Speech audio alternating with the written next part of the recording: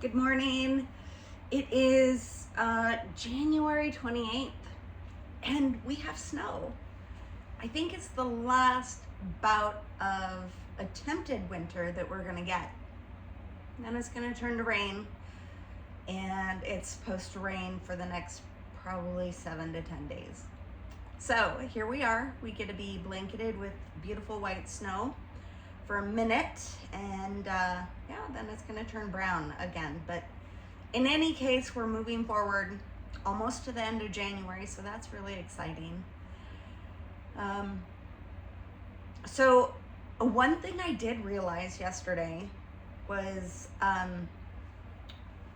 the guide that I had talking to me is not a guide at all.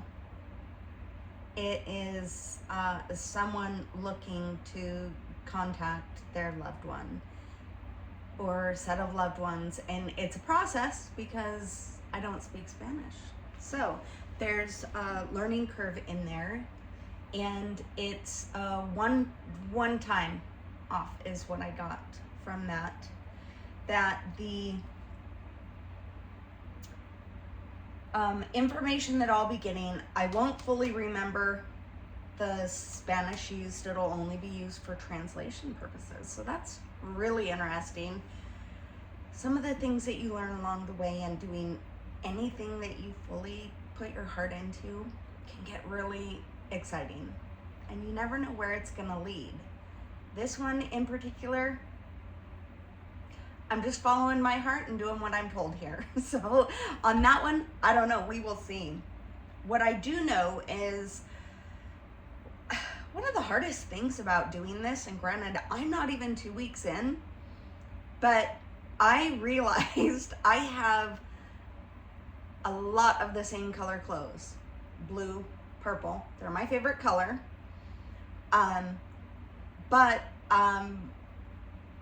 a lot of my clothes tend to look alike. And during the winter, I find that I wear a lot of the same, or I used to. Hoodies, jeans, my tennis shoes or boots. So this is not only getting me out of my comfort zone in regards to what I'm putting out there for the world to see, but also in adjusting my wardrobe. So yay, this is exciting information. Also, you never realize, before I jump on, I usually ask, what is it that I need to talk about today? What is it that is needed to be heard? Because I don't know. I don't know what is needed to be heard, and I was gonna go with something, and now I'm definitely going with another one. It's a story my very dear friend, her and her sister, their mom had passed away years ago, and their dad recently passed away. And it doesn't matter, and I've said this before, it doesn't matter your age. When you lose your parents, oh God, it's a killer. It doesn't matter if you expect it, if you're anticipating it. It's just different, and it sits different, and it hurts different. Anyway, it's just nothing that you can prepare your heart solely for. So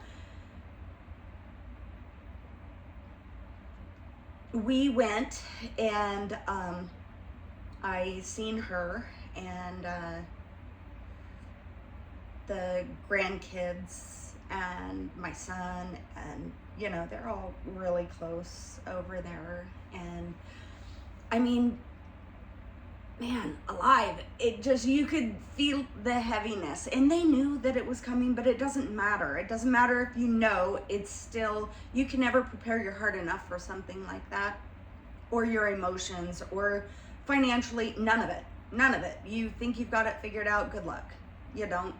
I love you, but good luck. It's not gonna happen, no matter what your age is. But we went and seen him. He was in a care facility, and he was still actively talking and conversing and things like that, very slowly, but still there. As he depleted in his process of transition and passed away, I kept in really close contact with my friend to make sure she was doing all right and things like that. But it was, I don't know, a few months before Father's Day that he had passed away. And about a week before Father's Day, I was woke up in the middle of the night by him, and he had showed me specific things for the girls. And I was like, oh, okay, because you don't know how everybody's gonna receive your message or what it is you have to share with them, even if the message is for them. But I wrote down the information and I hung on to it because I wasn't sure about the timing on when that needed to get there. And as time went by, a couple weeks, whatever, on Father's Day, in the middle of the morning, I was urged to share the message. Do it now. It's important that they hear this. So I put it in a message format for them both to read, because oftentimes they need to read it so that they can reread it, because different things are going to stick out at different times. And a lot of the message came through for the one sister. And I was shown her kitchen, specifically her decor, a small drawer, and opening up the drawer, and in the back of the drawer is a pendant. And I didn't know what it was, but I seen the size of what it was on the palm of the hand. And I was like, okay, all right, I'll definitely pass this along. And at the time that I passed it along, I was talking to her and I sent her this message, and like I said, it was Father's Day, so it was perfect for her, but it came back perfect because it was just what she needed to hear when it was right for her. And she took my advice and, not my advice at all, her dad's instruction, and looked in the small drawers that she had. I told her it was a small drawer. It wasn't like a large kitchen drawer. He showed me the kitchen so that I could refer and know that it was her.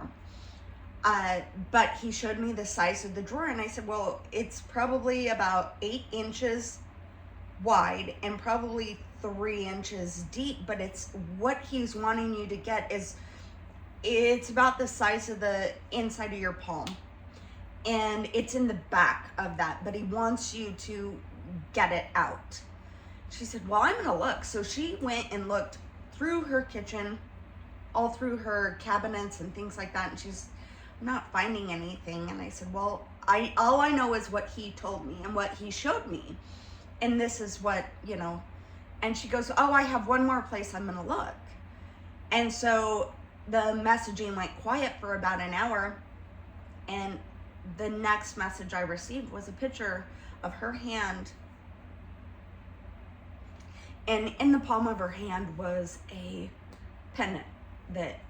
It was a pendant that you put on a necklace, but it was a picture of him when he was younger.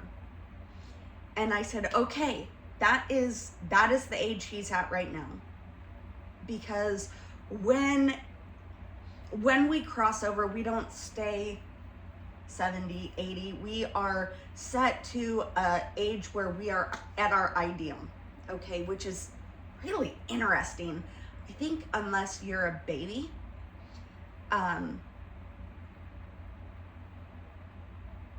unless you're a child, okay, but if you're older, you go back to like between 28 and 30, which makes perfect sense with all the other information that I'm getting.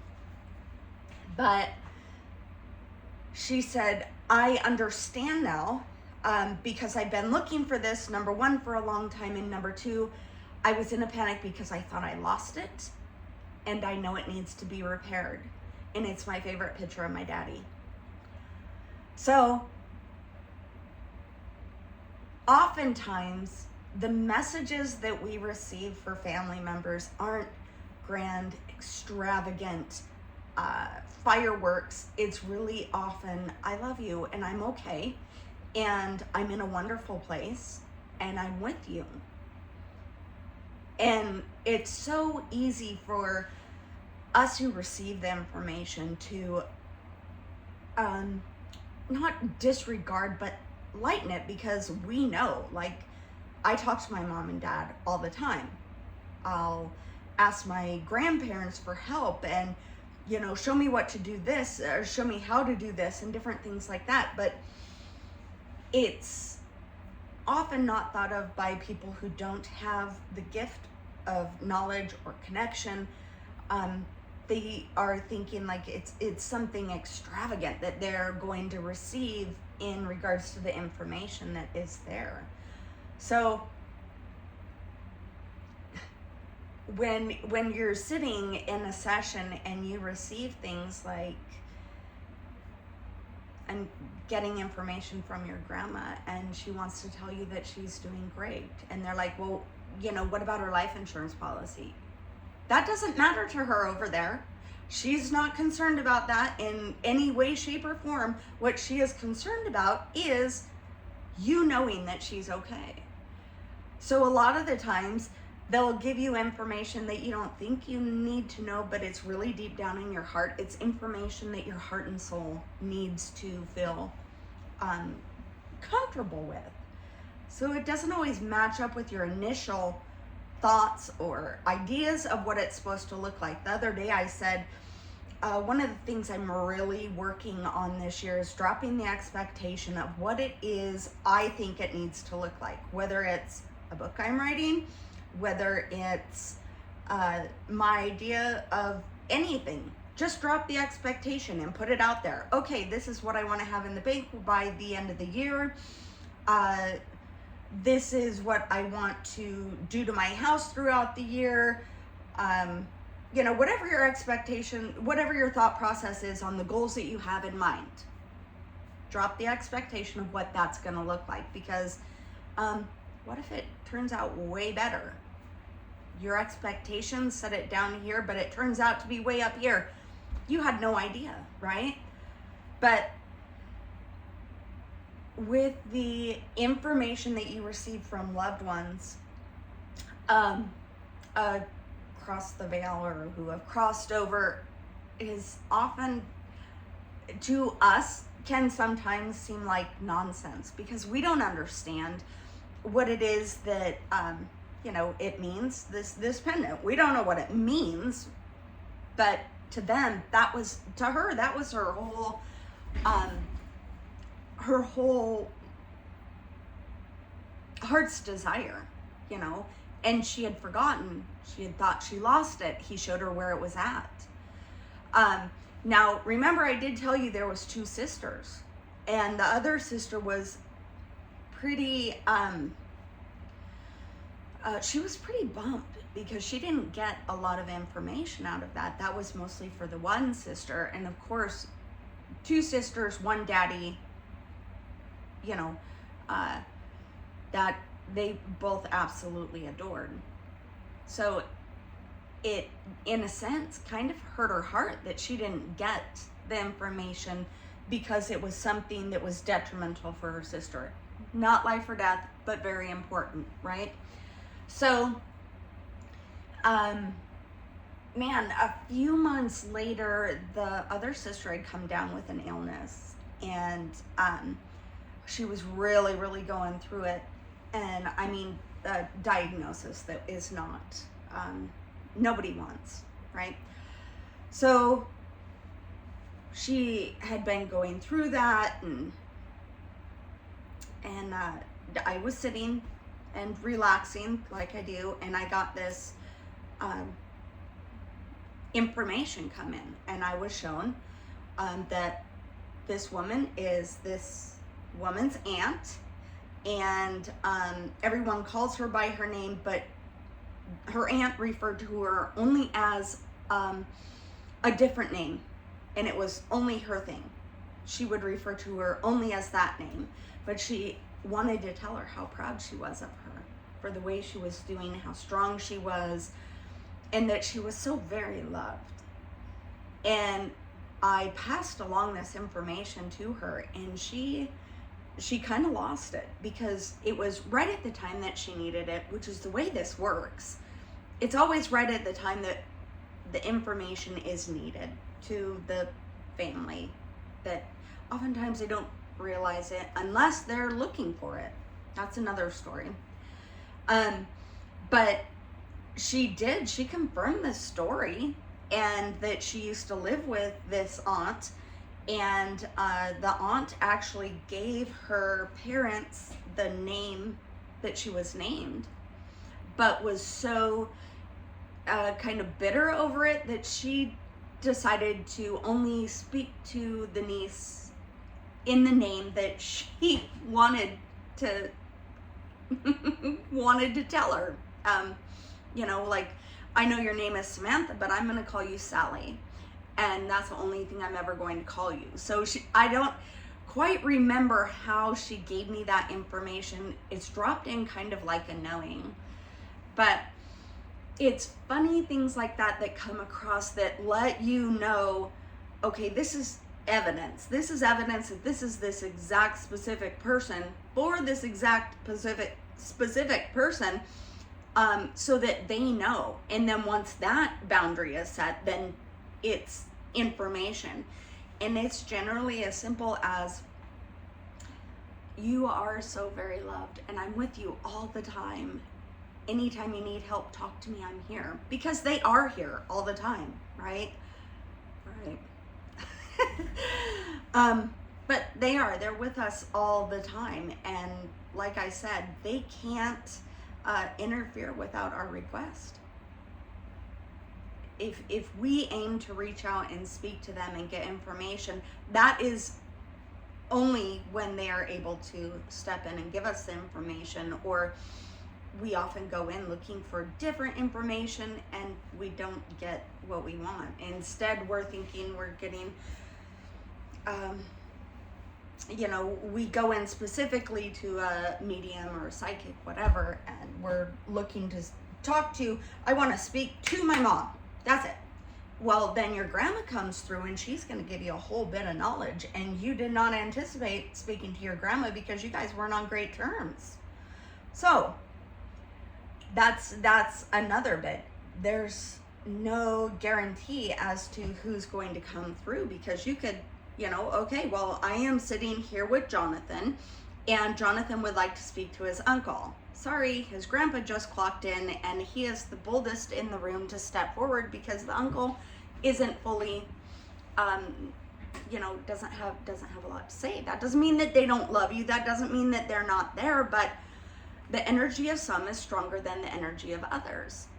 Throughout my whole entire time of learning this over the last, 5 years, probably, really learning it. I've had this for a long, long time, but over the last 5 years, the one that I hear the less from is my mom.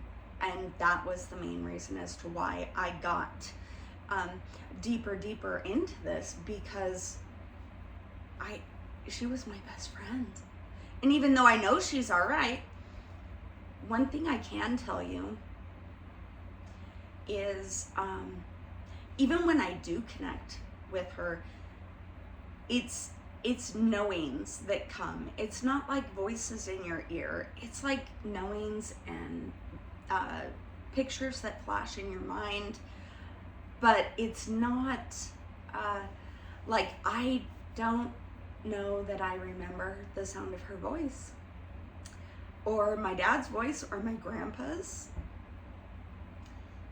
And that's something that, it's so little because I get everything else, but it's the voice that you don't hear.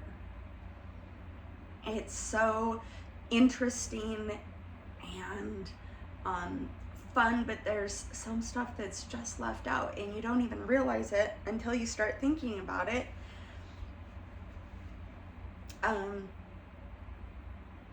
But in my process of the last, I don't know, long time, I just want to be of service. I want to help people. I want to help people feel better.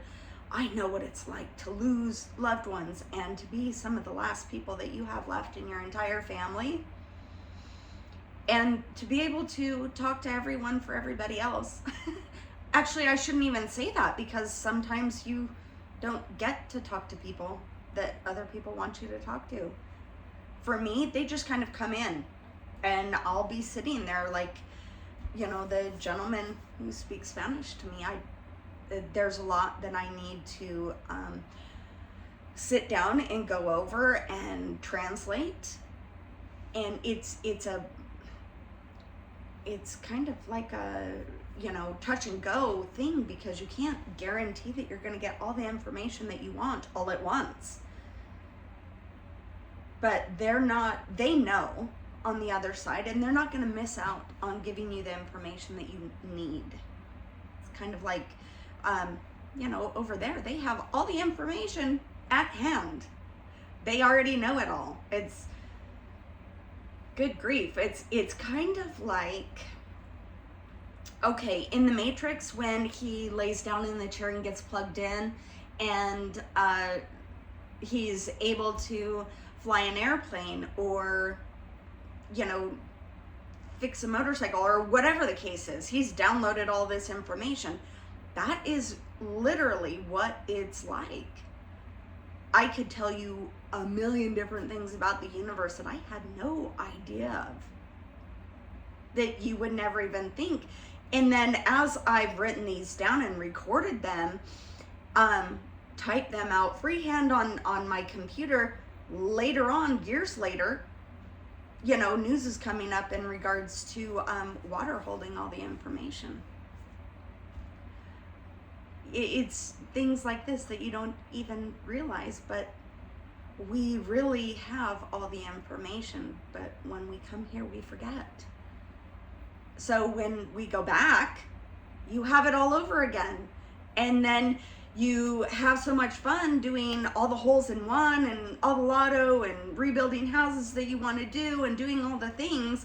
And then you're like, wow, I'd really like to go back and relearn some stuff, or learn this or learn that, or, oh, there's a lesson I didn't get. And then we jump in and come back again to relearn different stuff and forget. And then our whole point of being here is to remember who we are. Remember who you are. I don't know how many times I've been told, remember who you are. When you have and learn the ability to just calm your mind and get into that state and ask the questions, you're gonna get the answers. And I highly recommend just, prayer is asking. Meditation is receiving. So when you go into your meditation, first pray and say, I don't know what it is. If you don't know, I don't know what it is that I'm looking for to know, but I pray that you will show me, or tell me, or teach me, as I relax my system to receive the information. And then quiet your mind, close your eyes, take a deep breath, and release it with a large sigh. And pause right there. That's where it's at. That's a sweet spot.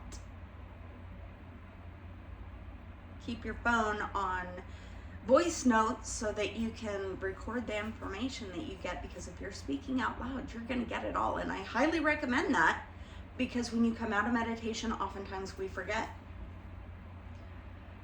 So yeah, give it a shot, and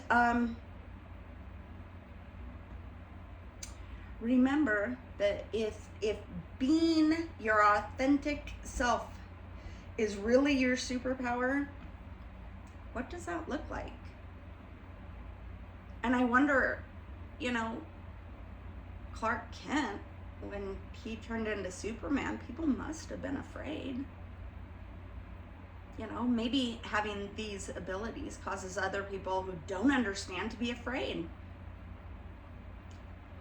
I don't want people to be afraid. I don't need people to be afraid. I hope they be curious and inquire, asking questions. So at this time, making it all the way through, I really, really appreciate you. It's kind of a long one, 25 minutes, but I do request that you hit the like and subscribe and shoot me a comment on where you're from, or, you know, what being your authentic self actually looks like. What does that look like to you? Or where you're from. I'm looking for interaction, knowing that you're listening, and let me know what you're thinking so far of the content that I'm putting out here. Thanks, guys. If nobody's told you today, you're amazing, and I love you.